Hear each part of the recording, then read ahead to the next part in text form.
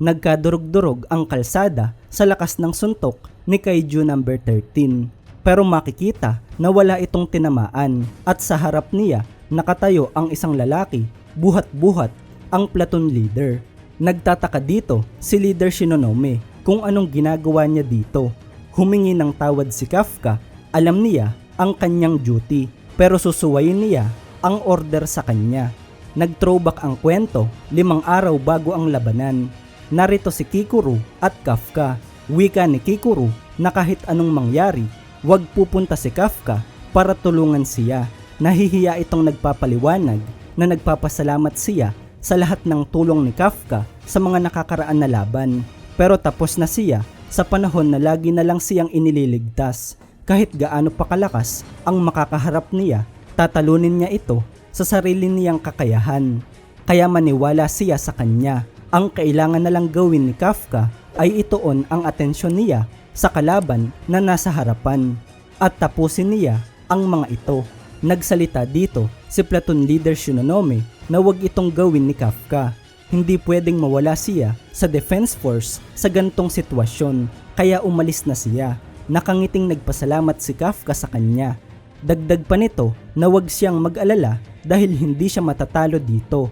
Naging seryoso bigla ito, wika niya na si Kaiju number 13 ay sa kanya lang. Galit na dito si Kafka. Dito na nga siya nag-transform bilang Kaiju number 8. Naramdaman ng lahat ang lakas nito. Ang lahat ng Kaiju ay na-detect si Kaiju number 8. Sa operation room naman, nagulat ang mga ito dahil bigla na lang nasagap ng kanilang radar si Kaiju number 8. Nagagalit ang isang higher up na kung sino ang nagbigay sa kanya ng pahintulot na lumaban. Naiintindihan naman ni Direktor Itami na ang orihinal na plano nila ay tipidin ang lakas ni Kafka at gamitin lang ito panlaban sa Kaiju number 9. Pero wala na din silang pagpipilian sa gantong sitwasyon. Nakatayo dito ang dalawang Kaiju. Naramdaman agad ni Kafka ang lahat ng mga Daikaiju na hinaharap ng mga kasamahan niya. Biglang kinontak ni Kafka si Kikuru. Wika nito na hindi siya pupunta sa kanya. Naniniwala siya kay Kikuru. At para kay Kafka, haharapin na niya si Kaiju number 13. Bigla na lang itong lumundag pa atras. Pagkatapos, nagrunning man si Kaiju number 13. Habang ginagawa niya ito, kapansin-pansin na lumalaki ang mga binti nito at mas lumalakas. Naging seryoso na dito si Kaiju number 13. Ito ay meron na ngayong fortitude level 9.2. Sumigaw si Platoon Leader Shinonome at pinapaatras na niya si Kafka. Pero sa isang iglap ay nasa harapan na niya si Kaiju number 13. Pero sa hindi inaasahang pagkakataon, walang kahirap-hirap itong sinalo ni Kafka. Dagdag pa nito na ang kailangan lang niya gawin ay mag-focus sa Kaiju sa harap niya at tapusin ito.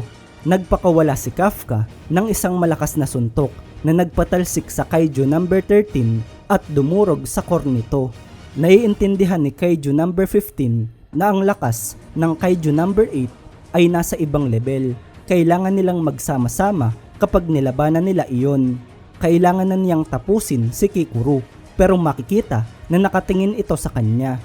Nagising si Kikuru sa sinabi ni Kafka na naniniwala ito sa kanya. Bigla na lang nagtamo ng pinsala si Kaiju number 15. Nagtataka ito kung paano siya nakakagalaw. Hindi nito maintindihan ang nangyayari. Nagdududa siya na kung ang mind hack ba niya ay hindi gumagana. Pero kumpirmado na gumagana ito. Umiiyak dito si Kikuru. Wika niya na siya ay nalulungkot. Namimiss niya ang kanyang ama at ina. Humihingi ito ng tawad dahil hindi siya naging sapat. Sang-ayon naman dito si Kaiju number 15. Wala na ang kanyang ina at ama para purihin siya, kaya wala nang halaga para lumaban pa siya. Sumagot si Kikuru na ganito din ang akala niya. Pero mali siya. Napansin ni Kaiju number 15 na hindi pala sa kanya nakatingin si Kikuru. Paglingon nito sa likod ay nakita niya si Kafka na naroon at nakangiti. Pero hindi lang siya. Andito din sila Ichikawa, Furuhashi at ang officers ng 3rd Division. Gusto ni Kikuru na maging kasamahan nila na ipagmamalaki siya. Ganon din sa 1st Division. Gusto niya na kilalanin siya ni Captain Narumi bilang ang kanyang estudyante. Naging kalmado na dito si Kikuru. Simula nang sumali siya sa Defense Force, nakilala niya ang maraming tao at gusto niyang kilalanin siya ng mga ito. Inaamin nito na nalulungkot siya dahil hindi na niya makikita ang kanyang ama at ina, pero magpapatuloy na siya bilang Defense Force officer na si Kikuru Shinomiya. At ngayon, sisimulan na niya i-neutralize ang Kaiju number 15. Ginamit dito ni Kikuru ang technique number 2, ang water skimmer. Hindi man lang ito nagawang depensahan ni Kaiju number 15. Nagalit ito at inilabas ang buo niyang lakas. Tatapusin na niya si Kikuru at pagkatapos ay kikilalanin na siya ng kanyang ama. Kaya maging mabuting bata na siya at tanggapin ang kanyang kamatayan. Umatake na dito si Kaiju number 15. Sumugod naman si Kikuru. Nagpapasalamat ito sa Kaiju number 15 dahil sa kanya naharap na niya ang kanyang kahinaan at ginawa siya nitong malakas. Ginamit ni Kikuru ang technique number 6, ang Daruma Dropper. Makikita dito na ulo na lang ang natira sa Kaiju number 15. Nagawang masira ni Kikuru ang core nito, pero bigla na lang may nakitang alaala si Kikuru. Hinala niya na isa pa itong psychogenic attack. Hindi ito makapaniwala dahil nasira na niya ang core nito. Napagtanto ni Kikuru na ito pala ay mga alaala ni Kaiju number 15 kasama si Kaiju number 9. Tinanong nito si Kaiju number 9 kung mahal ba niya siya, pero hindi ito sumagot. Nalulungkot ang Kaiju number 15 dahil hindi siya mahal ng kanyang ama. Paliwanag ni Kaiju number 9 na ginawa niya siya para patayin si Kikuru Shinomiya, kaya kailangan niyang maging mas malakas. Kapag nangyari iyon ay mamahalin na niya siya. Natutuwa naman ang batang Kaiju number 15 sa narinig niya. Gumawa ang Kaiju number 9 ng manika na may kakayahan at galing na katulad ng kay Kikuru. Gusto nito na patayin niya iyon at madali naman itong nagawa ng Kaiju number 15. Excited nitong tinanong kung mahal na siya ng kanyang ama, pero may panibago na naman itong kondisyon. Kailangan niyang mamaster ang psychogenic attack. Kapag nagawa niya ito ay mamahalin na niya siya. Naiintindihan naman ito ng Kaiju number 15. Nagpursigi itong magsanay at i-master ang psychogenic attack. Nang nagawa niya ito, agad siyang bumalik sa kanyang ama. Pero wika ni Kaiju number 9 na katulad ng sinabi niya dati, ginawa niya siya para patayin si Kikuru Shinomiya. Kung mapapatay niya iyon, siguradong mamahalin na niya siya. Kahit masama ang loob, naniwala pa din ang Kaiju number 15 na kapag napatay niya si Kikuru ay tatanggapin na siya ng kanyang ama. Pero wika nito kay Kikuru na sa pagpasok niya sa kanyang isip, nalaman niya na kaya mahigpit si Isao sa kanya ay dahil mahal siya nito. Pero ang kanyang ama ay iba. Para sa Kaiju number 9, siya ay isa lamang tauhan. At kahit malapit na siyang mamatay, hindi pa rin siya nagawang tingnan nito. Dito na tuluyang naglaho si Kaiju number 15. Wika ni Kikuru na masyado siyang madaming pinatay, kaya hindi niya kayang maawa sa kanya. Pero pangako nito na sisiguraduhin niyang isuntok siya ng isa sa Kaiju number 9. Hindi makapaniwala si Kurusu sa nakikita niya. Bigla na lang naglaho ang vitals ng Kaiju number 15. Nagawang matalo ni Kikuru ang isa sa mga Daikaiju. Nagdiriwang dito ang lahat sa Defense Force. Natutuwa din si Direktor Itami dahil kahit pinaghandaan sila ng Kaiju number 9 ay nagawa pa din niyang lagpasan ang ekspektasyon nito. Pero bigla na lang may pumasok na report mula sa Sumida Ward. Sa kasalukuyan, patuloy pa din na nagpapakuwala ng malalakas na atake ang Kaiju number 15 at malaki na ang pinsala sa lugar na ito. Makikita dito si Captain Narumi na marami na ding tinamo na pinsala sa mga atake ng kalaban niyang Kaiju. Bigla na lang siyang kinontak ni Kikuru. Wika nito na ngayon siya naman. Ipakita niya sa kanyang estudyante ang totoo niyang galing. Hinahamon siya ni Kikuru. Pero makikita na tinamaan na naman ang captain ng isang malakas na atake. Pero natutuwa ito. Wika ni Captain Narumi, natutuparin niya ang hiling ng kanyang estudyante. Ipapakita niya kung gaano kalaki ang agwat ng lakas nila. Nagbalik tanaw ang kwento. Narito si Captain Narumi kaharap si Direktor Isaw. Wika ni Isaw na ipakita nito ang kanyang galing. Hindi niya kailangan ang officer na mahina at puro lang salita. Pero sa huli, kahit na gaano kahirap subukan ni Captain Narumi kahit isang beses ay hindi niya nagawang mapahanga ang direktor. Makikita dito na iniiwasan ng captain ang atake ng Kaiju number 11. Nangangamba dito ang mga operator dahil 15 minutes na ang nakalipas simula nang nag-full release ang captain. Malapit na itong mag-overheat. Naiinis si Kurusu dahil hindi magawang makalapit ng captain sa Kaiju na ito kaya siya nahihirapan. Pero nagkaroon din ito ng tsansa na makalapit. Tinarget agad ng captain ang core nito. Subalit bigla na lang may tubig na bumalot sa binti nito. Wika ng Kaiju number 11 na alam na niya ang ataking ito.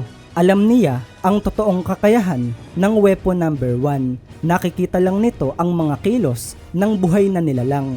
Pero hindi niya kayang mabasa ang mga kilos ng mga bagay na walang buhay. Nagpakawala ng water attack ang Kaiju number 11.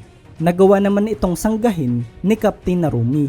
Pagkatapos ay nakalapit ulit ito sa Kaiju at papakawalan na ng Captain ang technique number 1. Pero wika ni Kaiju number 11 na alam na din niya ang atake na ito.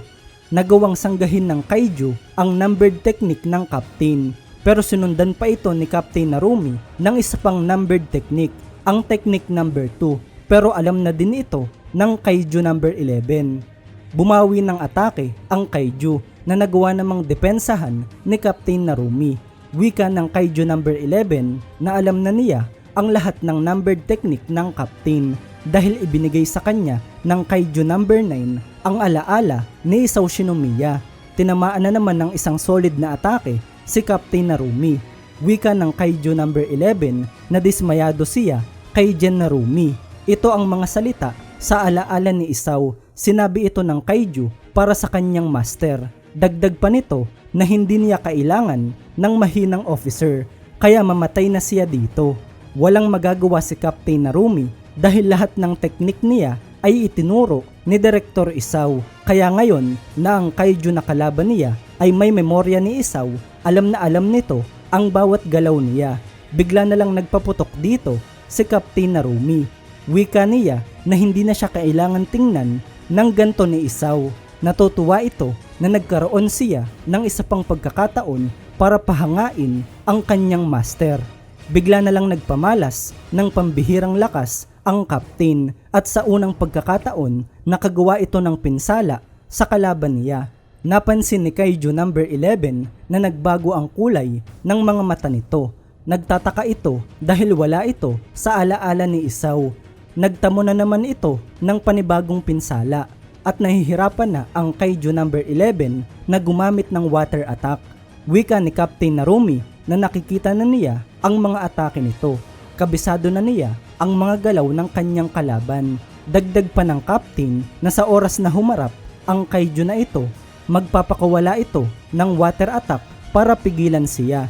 Nagulat ang Kaiju number 11 na paano nalalaman ng captain ang nasa isip niya. Gumising kay Captain Narumi ang mga katagang hindi niya kailangan ang mahinang officer. Dahil ito ang unang pagkakataon na siya ay malinaw na natalo. Kaya nagsanay siya sumuntok, sumipa, gumamit ng espada at pati na rin baril. Pero sa lahat ng ito, ni minsan ay hindi siya nanalo sa direktor. Nagpakita siya ng paulit-ulit na tagumpay sa mga misyon at naging compatible din siya sa weapon number 1. Pero kahit na ganun, ni minsan ay hindi man lang nagpakita ang direktor na humahanga siya sa kanya. Naiinis si Captain Narumi dahil tumanda si Isao at nagbitiw sa kanyang pwesto at pagkatapos nun, siya ay namatay. Hindi ito matanggap ng captain dahil hindi pwedeng bigla na lang siyang umayaw habang siya pa ang nananalo. Hindi pa nakakagawang makabawi sa kanya ng captain. Nagulat si Kurusu dahil bigla na lang tumaas ang mental at physical stress ng weapon number 1. Kapag nagpatuloy ito, ang utak ng captain ay hindi na magtatagal ng 1 minuto bago ito pumutok. makikita na naguguluhan ang Kaiju number 11 dahil hindi niya magawang iwasan ang mga atake ng kalaban niya.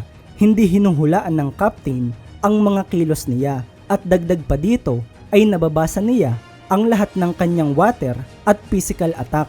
Galit na dito ang Kaiju number 11 dahil ang weapon number 1 ay kaya lang makita ang atake na nanggagaling sa mga buhay na nilalang. Pero paliwanag ng Captain, iyon ay noong weapon number 1 pa ito. Ngayon kaya na niyang makita ang mga galaw ng electrons, ang pagbabago ng temperatura ng paligid at iba't iba pang mga bagay. Ang kakayahan niya ngayon ay literal na nakikita na niya ang hinaharap. Ang abilidad na ito ay wala sa Kaiju number 1 noong ito ay nabubuhay pa. Ang kapangyarihan na ito ay si Captain Narumi mismo ang gumawa. Siya na ang ganap na master ng Kaiju number 1. Labis itong gumulat sa lahat. Naging desperado na dito si Kaiju number 11 at nagpakawala ng sunod-sunod na atake. Nagagalit ito dahil ang mga ito ay wala sa memorya ni Director Isao. Madaling naiwasan ng Captain ang mga atake. Sagot niya na wala talaga ito dahil ito ang tinatago niyang alas para pahangain ang kanyang master. Nakangiting sinabi ni Captain Narumi na nakikita na niya ang pira-pirasong katawan ni Kaiju number 11. Ginamit nito ang technique number 6, ang 7 branch sword.